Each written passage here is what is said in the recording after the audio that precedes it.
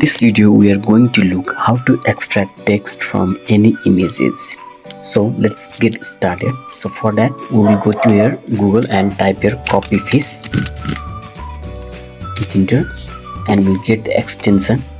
Just click here and then we will go and here add to Chrome. Just add to Chrome, add extension, and here we go. We have already added. Now we'll see in bookmarks this Copyfish free. I'll pin this and I'll search any image. So okay, quotes. So here I have images.